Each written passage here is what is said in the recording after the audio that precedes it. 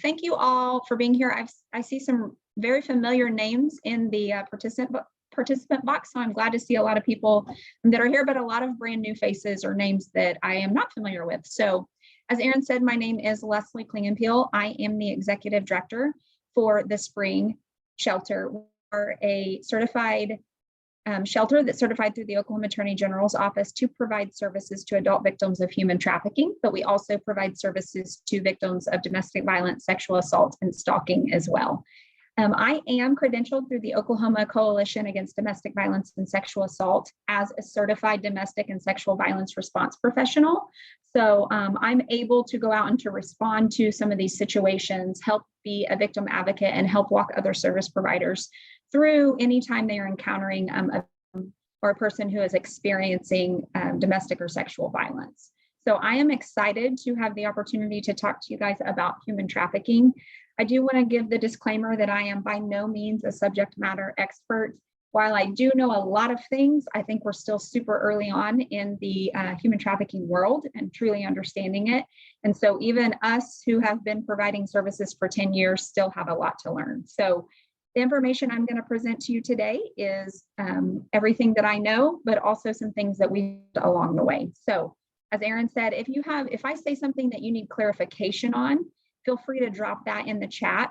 Otherwise, if it's just a general question, you might hang out until the end because I very well may answer that question along the way. So I'm just going to jump right in. I think it's when we're talking about human trafficking, it's very important for us to define what that means by law. So human trafficking involves the use of force, fraud, or coercion in exchange for labor, services, or a commercial sex act. That is specific to adult victims. It's important for us to give the distinction that causing someone under the age of 18 to engage in a commercial sex act, regardless of using force, fraud, or coercion, is considered human trafficking under US law. So there is no such thing as a child prostitute. That child is a victim of human trafficking by law. I will also like to stop here and let everyone know that there wasn't a law on our nation's books that it was illegal to sell someone for sex in the year 2000. So we were only 22 years into this actually being recognized as something that's illegal in our country. So when we have those highlighted words, the force, fraud, and coercion, we like to kind of dive deep into this because this is where this kind of gets muddy for a lot of people. So what is force? Force includes physical restraint, physical harm, sexual assault, and beatings. Sometimes this can look like monitoring and confinement. That's often used to control the victims, especially during early stages of victimization, to break down the victim's resistance. To be real honest, the victims we serve and that we see, force is not often present. That's actually very rarely used in most cases and isn't used except in extreme cases. And I'll elaborate a little bit further about why that is the further we get into the presentation. So what is fraud? Fraud includes false promises regarding employment, wages, working conditions, love, marriage, or a better life. And over time, there may be unexpected changes in work conditions, compensation, or debt agreements, or nature of relationship.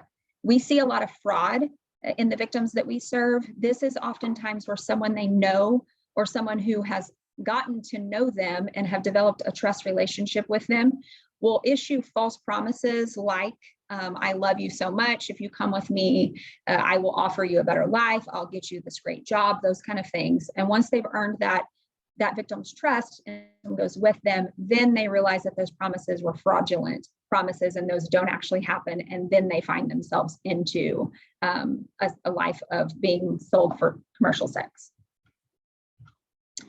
What is coercion? I like to take a lot of time to kind of talk about this.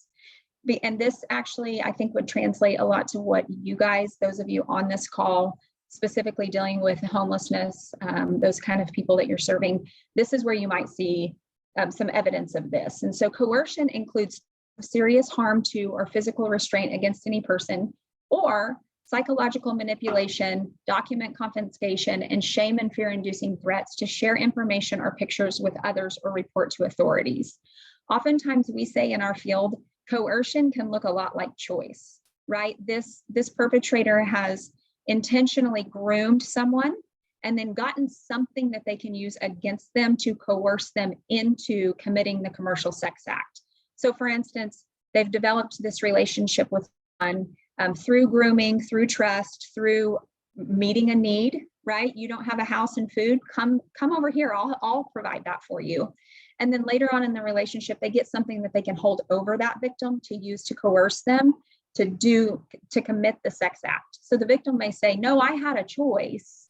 But if you dig a little bit deeper, you're going to see that that perpetrator used something like a nude picture, like a secret that they've told them, like something that they're holding over their head to then truly force that person into making that choice. So coercion is something that's very subtle, very sneaky, and really, really hard to prove, which is why it's hard to prosecute. So it is important to say that there only has to be evidence of one of these three things, force, fraud, or coercion, not all three, for it to be human trafficking. So how big and what is the scope of the problem? Approximately 25 million people are trafficked for commercial sex or forced labor across our globe. It's a lot of people. Nationwide, let me stop here for a second. I want to give the disclaimer that these numbers that we're reporting are the best numbers that we have. We all believe in our field that these are highly underreported simply because we are just now starting to understand as a state, as a nation, what it actually looks like to identify victims. Most of the time, victims don't realize that they've been victimized until later, until someone like this is sitting with them, talking to them about it. But also, we just don't have a great data tracking method, right? So the numbers I'm going to show you actually a lot lower than we actually know are happening. It's just the best data we have. Okay, so nationwide, 22,326 victims were identified in 2019. Of those, 14,597 were sex trafficking, 4,934 were labor trafficking, and 1,048 were both sex and labor trafficking. We do see a lot of intersectionality with sex and labor trafficking, but those are the numbers that we have for that, where there's intersectionality. And I just realized there's a typo right there in trafficking. In Oklahoma from 2011 till 2019, 559 individuals from 3 shelters in the state were reported as identified victims of trafficking. So the 3 certified service providers in the state of Oklahoma through the Oklahoma Attorney General are the Spring, DVIS, and Dragonfly in Oklahoma City. So the numbers that you're looking at here are from our shelters, just the 3 of us reporting our statistics that we have. 2019, last time we all 3 collected our data together. Karen Smith, who I think is on this, is actually pulling those numbers together for us for 2020, 2021, and 2022. So we should have those updated numbers soon, but they're running pretty in track with what you're seeing here. So since 2019, the Tulsa Police Department Human Trafficking Vice Unit has encountered over 232 potential victims just in Tulsa. And the Tulsa County District Attorney's Office reported that 2018 to 2020, 60 cases were human trafficking related and either filed, charged, or pled out. They're very hard to prove, and oftentimes you can't prosecute if you don't have someone willing to testify, and victims are oftentimes terrified to testify against their perpetrator. Therefore, those cases get dropped or they plead out.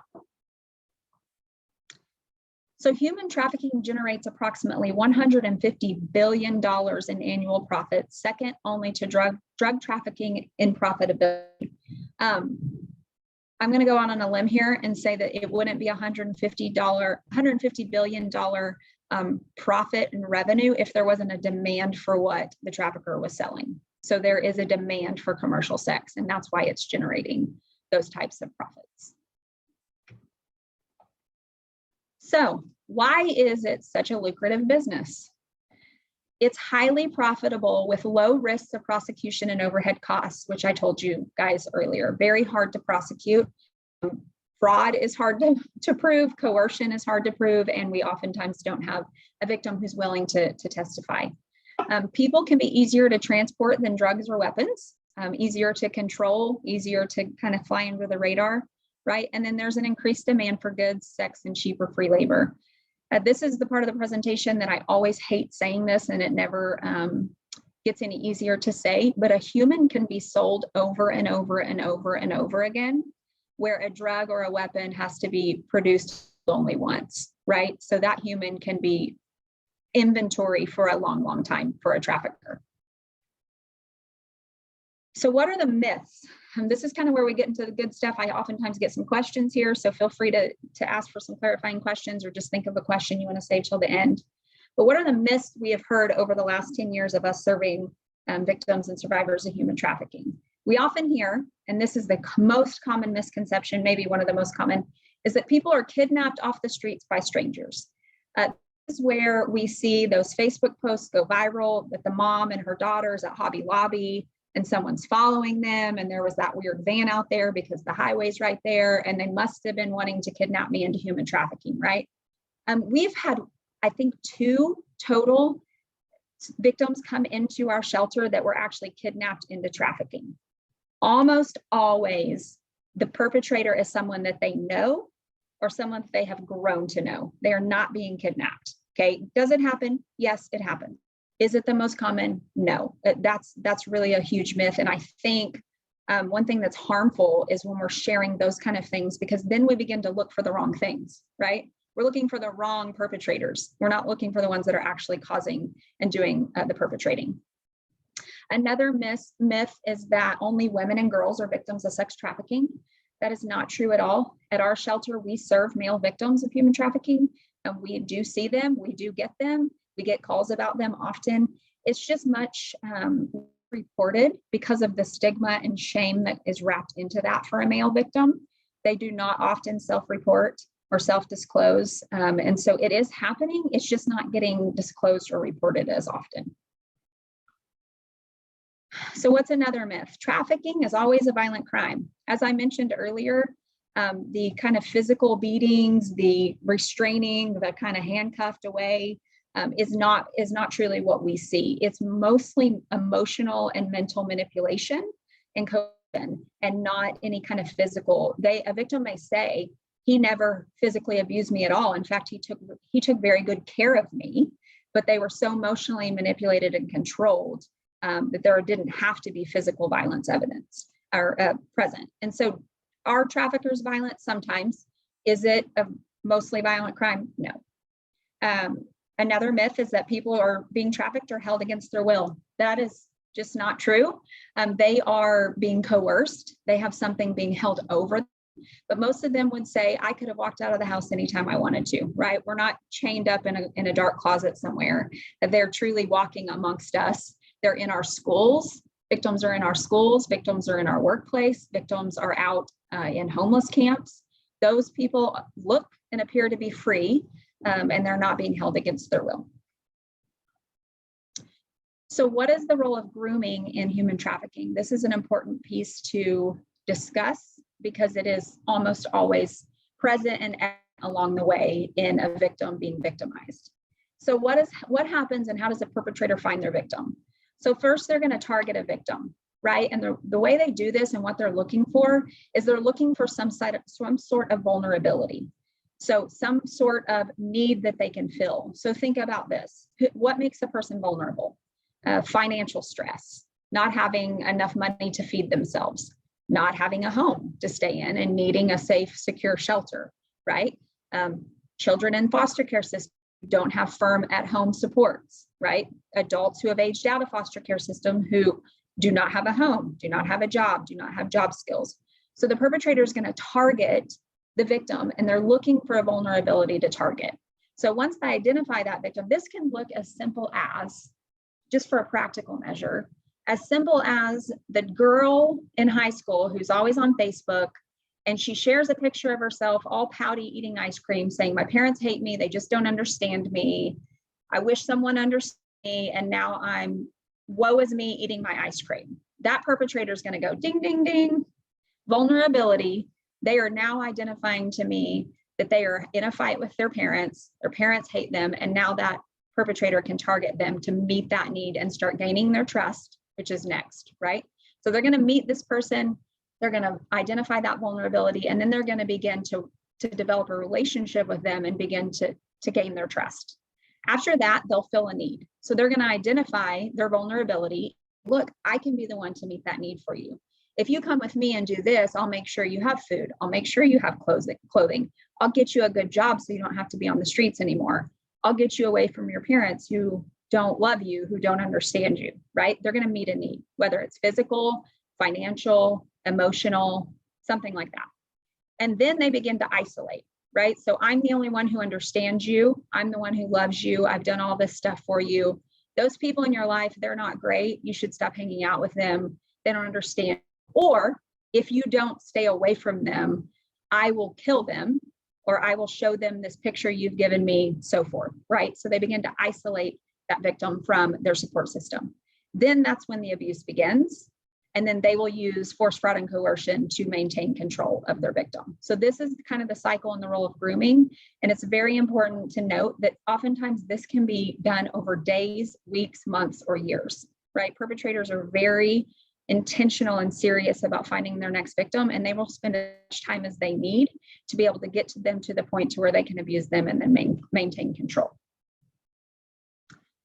So practically speaking, for those of us who are in the direct services field and who may encounter someone who may be experiencing human trafficking, it's incredibly important that we understand trauma. There is almost always trauma involved with a human trafficking victim, either prior to them being victimized or from their victimization, right? So for those of us who may encounter a human trafficking victim, someone we think might be, or someone who we think is vulnerable to, it's important for us to understand trauma. So what is trauma? Trauma is a disordered psychic or behavioral state resulting from severe mental or emotional stress or physical injury. So what are the effects of trauma? What might this look like as we're encountering victims? Maybe they haven't even, and I say victims because the point we're going to encounter them, they probably aren't out of it and a survivor yet, right? So what is this going to look like? Someone who maybe hasn't disclosed, who maybe doesn't even realize they're being victimized. What might their trauma look like? It can look like feelings of hopelessness about their future, always negative about their future. There's no hope for me to even try this. Nothing ever works. Nothing good ever happens to me. They can be very detached from others. Again, remember that isolation piece. They're going to be detached. They're going to be isolated. They may have trouble concentrating or making any kind of decisions. This may look like you trying to help them engage in what the next decision is, or the next for them is in their journey to receiving services, help, whatever. And they may just be paralyzed and not able to make decisions. That could be a result of their trauma. They may be easily startled at sudden noises. So if you are a talker with your hands, like I'm sure you guys have noticed I am already, and they startle at your hand movements, this might be a good indicator that something is happening to make them be fearful of you using your hands in a fast way. They may always feel on guard or constantly alert. We see that a lot of human trafficking victims. They never sleep. They're always on guard. They're constantly afraid that he or she is going to find them. And they're always watching and just on point. They may have disturbing dreams and memories or flashbacks. We see a lot of our survivors stay awake at all hours of the night because they don't want to go to sleep because of the dreams they have, right? Their trauma manifests and shows back up in their dreams. And then they may have work or school problems. So if you have a student, maybe they are vulnerable, maybe they don't have a good home, but they usually are a good student. And then suddenly they start falling behind on their grades. Suddenly they start missing a lot of school. Maybe they're falling asleep in class. These are going to be some reasons why we're going to start asking what is going on, what has happened, and why are we suddenly having these changes. Same thing with the being detached. If we have a child who, yes, has all these vulnerabilities, but gets to be engaged in school sports and suddenly they want nothing to do with their hobbies, we're going to start asking why. They may have constant stomach upset or trouble eating. They may continue to refuse food, even though we know that they haven't eaten in days. There may be extreme fatigue or trouble sleeping, or that usually comes together. Failure to engage in self-care practices. We often see that they are unwilling to care for their hygiene. And this is a lot because they want to be in such a physical condition that nobody would want to touch them or victimize them again. There may be excessive smoking, alcohol, and food. We oftentimes see substance abuse, substance use, and mental health issues intersect with victims of human trafficking. They may avoid people, places, and things related to the event or where their trauma happened. So maybe, I keep bringing up the homelessness, it's because I'm considering my audience here, right? And there's a lot of intersectionality with homelessness. So maybe their abuse, or maybe their when they're forced to have sex with someone in exchange for something else, happened under the bridge, and they never want to go anywhere on that. And if you mention even that, they tense up, their body language changes, something like that. It's a pretty good indicator that there was probably some trauma or victimization related to those people, places, things like that. They may be irritable or have outbursts of anger. This is oftentimes what we see manifest. Very random outbursts of anger, or being very, very short. Even with our staff, that's because something has triggered them, or their trauma is manifesting in that way. And then they may blame or have negative views of oneself in the world. They have been told and beaten down so mentally that they truly believe that they don't have value and that there's nothing good for them in the world. We also see trauma bonding. Trauma bonding is commonly referred to as Stockholm syndrome, and the terms may be used interchangeably. It occurs when a trafficker uses rewards and punishments within cycles of abuse to foster a powerful emotional connection with the victim. We will oftentimes see a survivor defending his or her perpetrator, and it is oftentimes linked to this trauma bonding. I do want to go on record and say I'm not a licensed professional counselor, so I am just taking these very clinical terms and explaining to you the way we see them and the way they fit into our services, but I am not a counselor. So I always have to give that disclaimer. So what are the signs of human sex trafficking? I've just given you a whole lot of things to look for, right? But oftentimes these are just little subtle things that you can look for as you're working with someone. If they live with their employer, this is pretty specific to labor trafficking, but it can be those times that labor trafficking and sex trafficking intersect with each other. Maybe they have very poor living conditions always, and there's no real explanation for it. We may see multiple people in a cramped space because their trafficker is making them all stay in one place. An inability to speak to the individual alone. If you have someone that you're working with and there is always someone with them who refuses to leave you alone with them, we want to start asking some questions about that. Who that person is, why are they constantly there? And then let's try to find some ways to speak to that individual alone. If that person is constantly speaking for the person or the person you're trying to serve, and that person you're trying to serve can never speak for themselves, this might be a big indicator that they're being controlled. If their answers appear to be very scripted or rehearsed, they are pretty much told what they can and can't say. So this is a good sign that something might be going on. This could even manifest in, think about like a doctor's visit. If you're on here and you're a nurse or you're an emergency room physician or something like that, and that person, whoever it is, will never leave that patient's side, never let them speak up about their medical history, how they got there, those kind of things. Those are some pretty big red flags. Another thing is their employers holding identity documents. You start asking questions about their documents and they start telling you someone else has them and that they don't have access to them. This is a red flag. Obviously, signs of physical abuse, which could be, that's not always human trafficking, right? That can be domestic violence, which would be another reason someone would need services.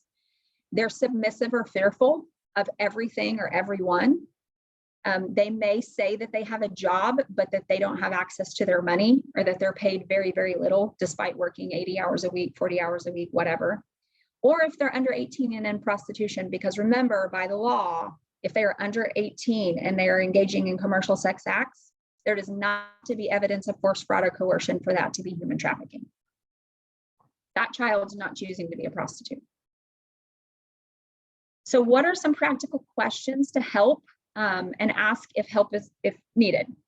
So we can ask things like, could you leave your job if you wanted to? Right? Simple question. Doesn't have to be suspicious. Just throw these into your general dialogue and conversation if you start having suspicions. Can you come and go as you please? Whether that's at your home, whether that is in your homeless camp, wherever you're at, are you able to come and go to those places as you please? Have you been hurt or threatened if you tried to leave? And then has your family been threatened? Because remember, coercion can look like, if you don't do this for me, I will kill your family. Don't you love them enough that you would want to protect them? So asking this question can be a good indicator too that there's some sort of coercion and power and control going on. Another one is, do you live with your employer, right? If it's more than mom or dad or something that makes sense of the family business, like, why are you living with your employer? Where do you sleep and eat? Like, how are you getting fed? Is someone providing this for you? And if so, what conditions are attached to you getting fed and a place to sleep? Are you in debt to your employer? And then do you have your passport or identification? And if they say no, we're going to say, who has it? Well, so-and-so has it. Well, would they give it to you if you asked for it? No. Okay, well, why? What might be happening there? So what we've learned, I always like to give this piece because we've been doing this for 10 years. Crisis shelter victims coming into the spring, staying with us, receiving services, us spending a lot of time. And I'll tell you, we've learned a whole lot of things the wrong way and the hard way. And by truly victimizing victims, us victimizing them without even knowing it, because we didn't know what we didn't know, right? So what have we learned along the way? We've learned that we have to understand the role of survivor behaviors. We will see if someone is telling us, how do you eat and sleep? Well, I go out and I get on twofish.com or whatever that website's called, and I pimp myself out, right? That looks like I'm trafficking myself. I'm pimping, and they are admitting that they're doing so, but we know that this is a learned behavior of survival that they have been basically taught to do through their perpetrator. So we've got to learn, that's just one instance. We've got to understand the role of survival behaviors so that we can understand the victimization and the poly-victimization and the trauma and what is happening, so that then we can get those people the proper resources that they need, right? I'm selling myself for sex so that I can get my alcohol because I'm addicted to alcohol because my trafficker got me addicted to alcohol, right? These are all survival behaviors. We have released the need to have the full story. First of all, there's so much in this one thing. First of all, that story is that victim's story. That is not our story. And they have the absolute right to either tell us of it, to tell us a portion of it, or to tell us none of it. But that does not negate the fact that they deserve and have a right to us to provide services to them, despite us knowing the whole story, right? So that's first and foremost. That's not our story.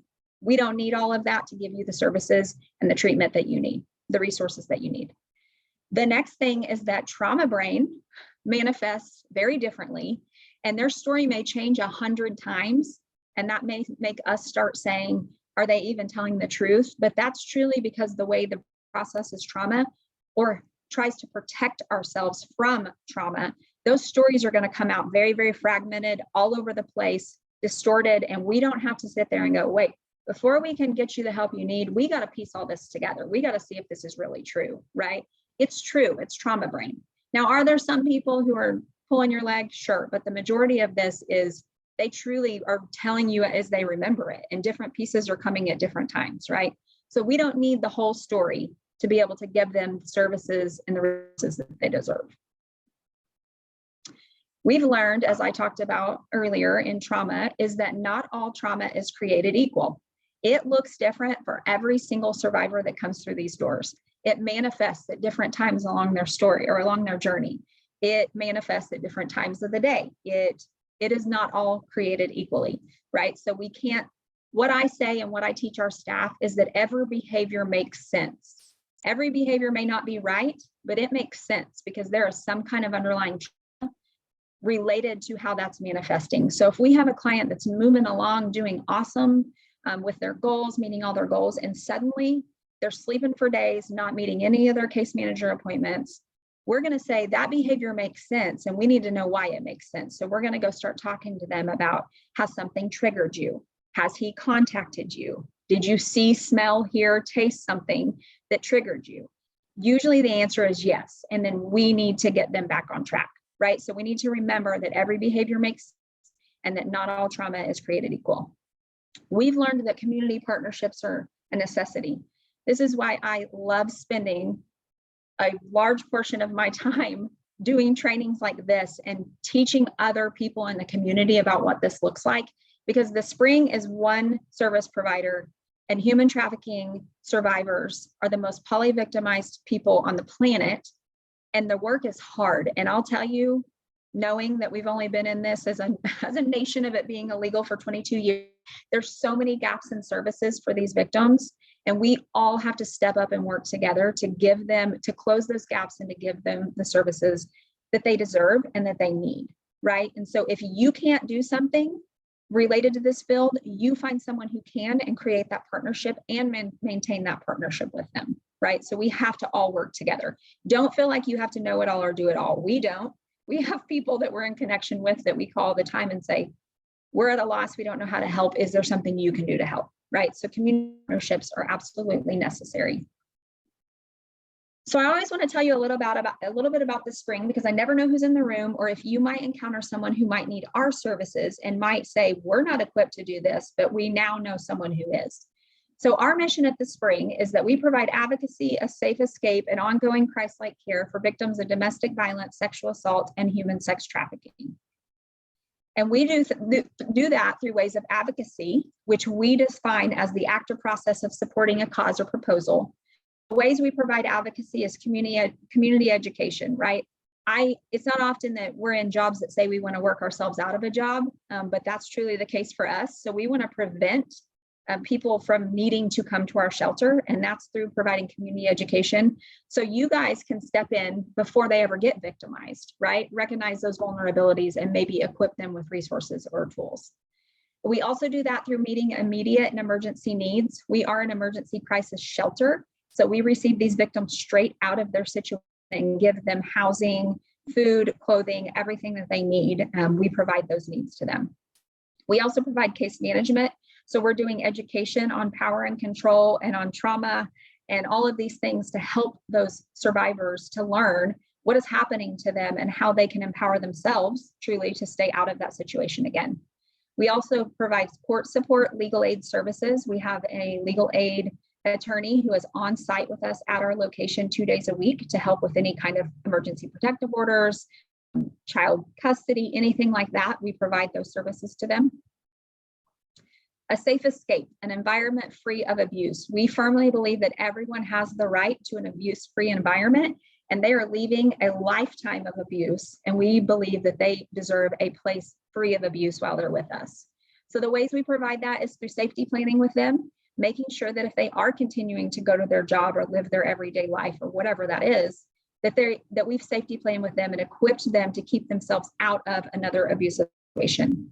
We provide transportation for them to doctor's appointments, anything that job interviews, anything like that. We provide that transportation to them because oftentimes they come to us without a vehicle. The abuser or perpetrator has kept that vehicle from them on purpose for power and control. We provide protective order assistance, which keeps them safe, in theory, I'll just say that, from their abuser. Our shelter is secure. It is locked down. Our location is confidential. If someone was to get through our front door, as far as they're not getting to the rest of our shelter.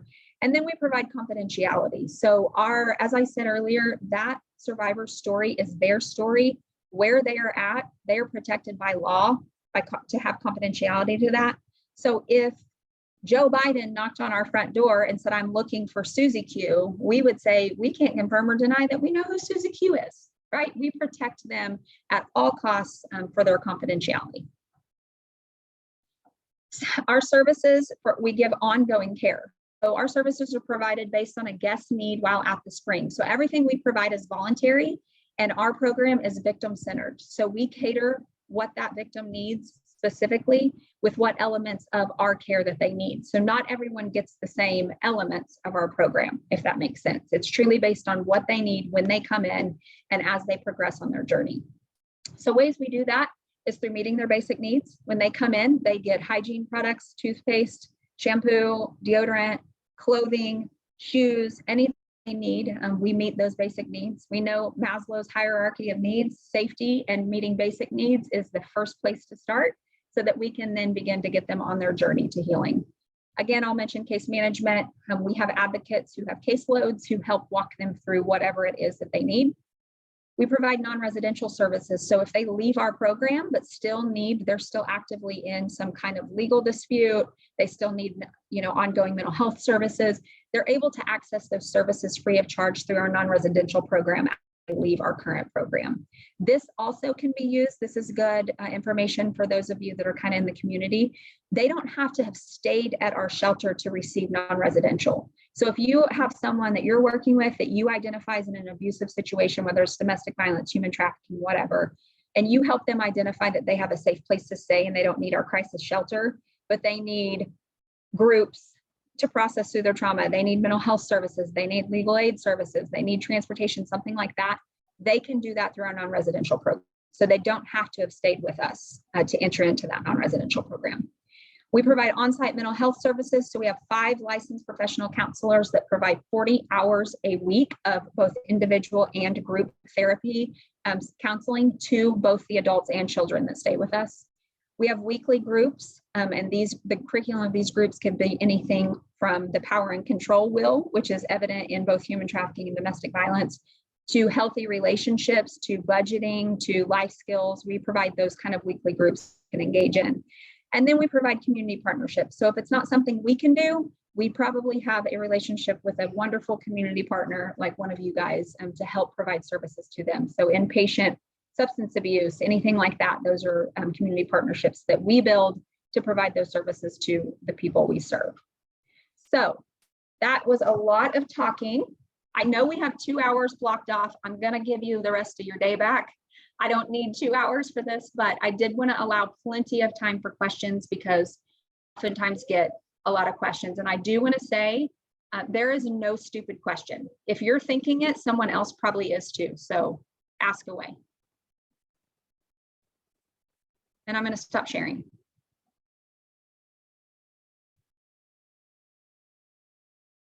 I also talk fast. So if you're like, back up, talk to me about this.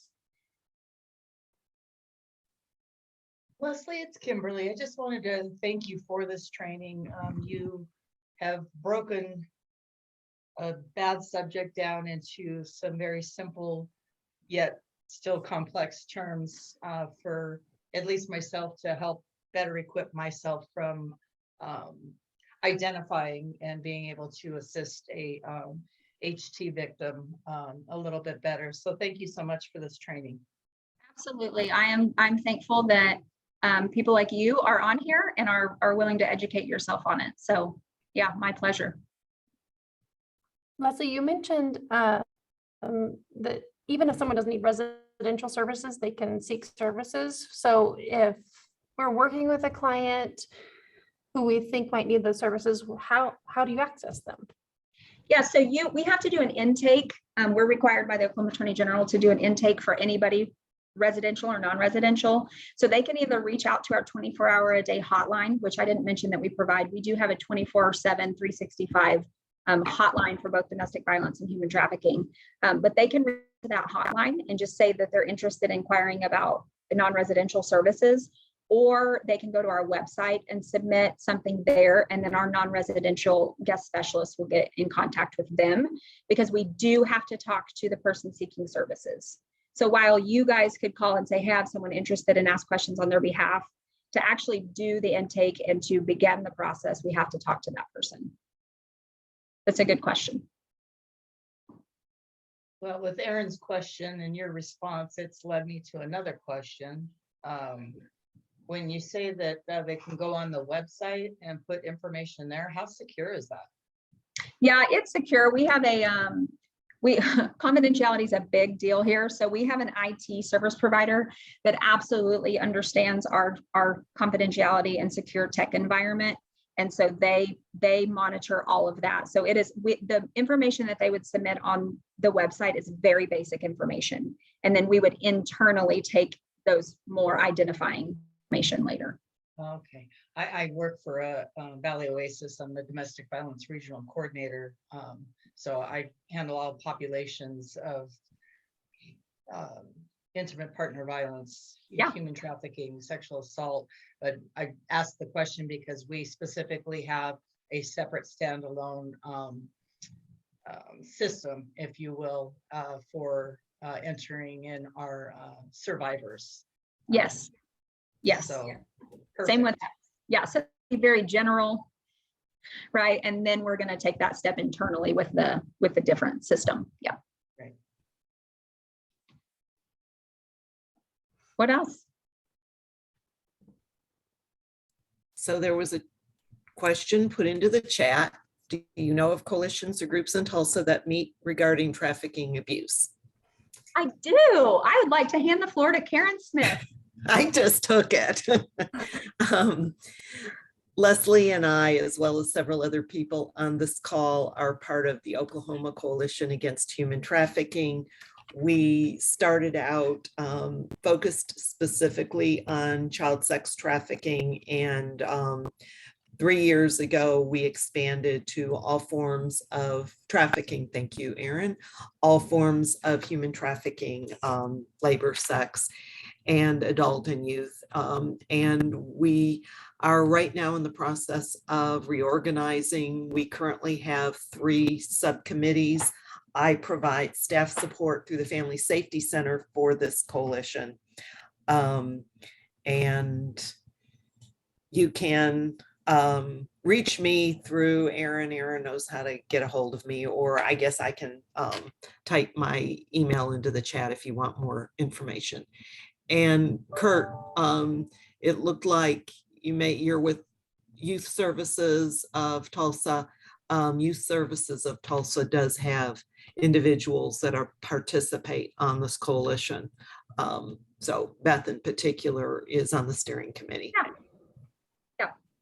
And I can, of course, give my absolute backing to the coalition, and Karen, she does an amazing job. We wouldn't survive if it weren't for Karen. So there's a question in the chat, which I read it and had just a few seconds to think about. Are there any surprising trends that you noticed in the last few years? Anything unique?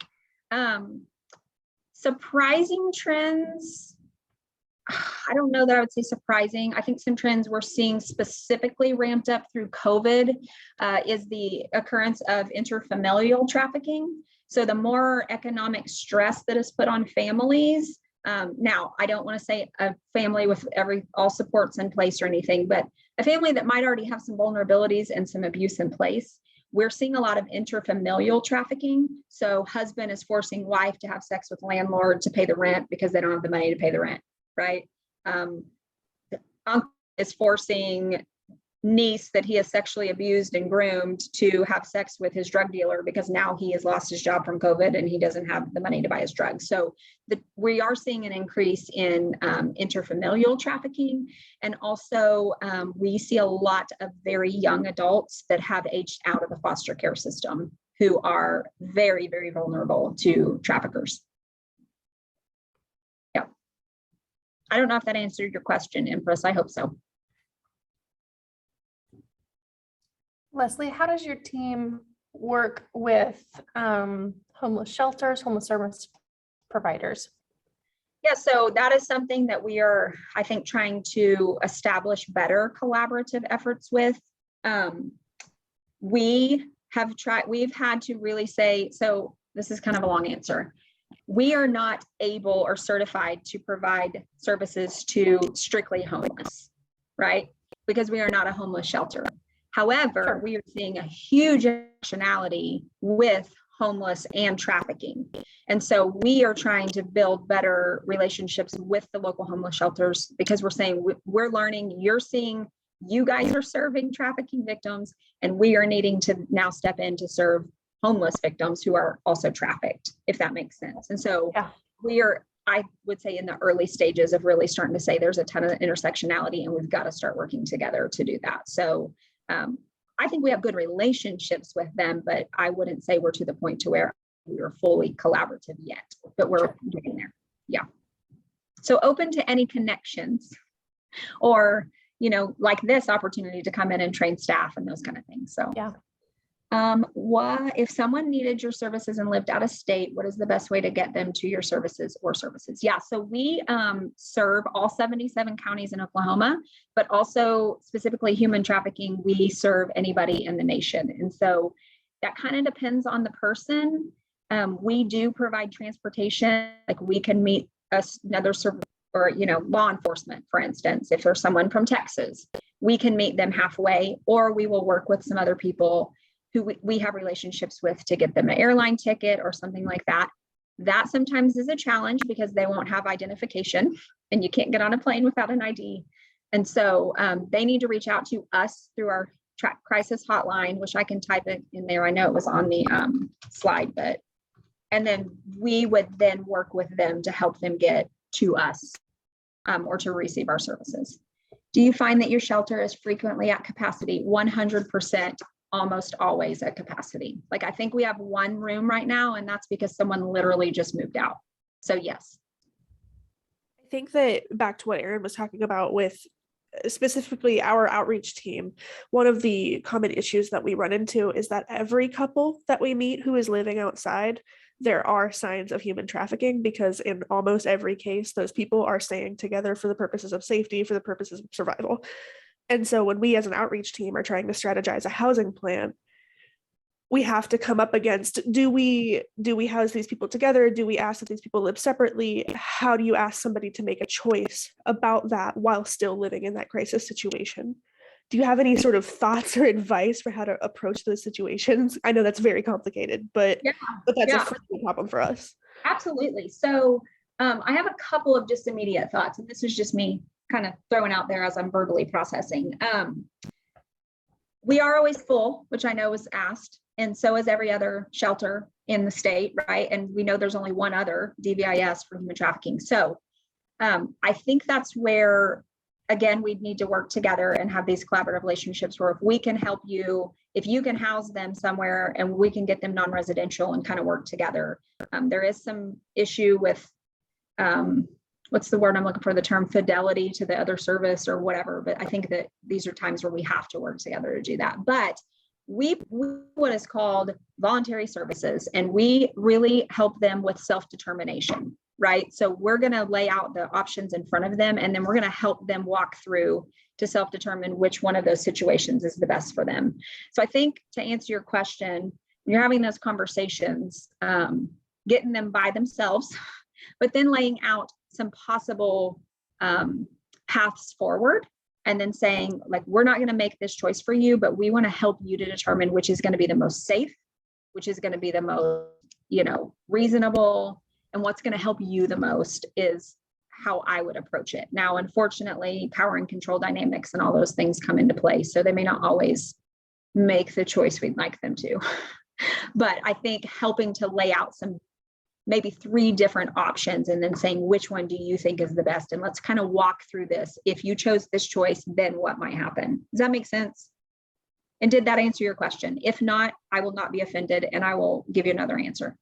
Definitely, yes. I like the idea of going in with several different options and saying, like, this is what happens if this. A lot of if-then statements, I think, are very helpful. A lot of our trouble is, of course, just that first barrier of getting people separated. Yes. And enough through the crisis situation that is immediate to think about the future in any capacity. Yeah, and that's so good. I don't know what your environment looks like, so this may not even be an option, but oftentimes we are never, ever, ever going to present some options to think through until we have said, do you need some sleep?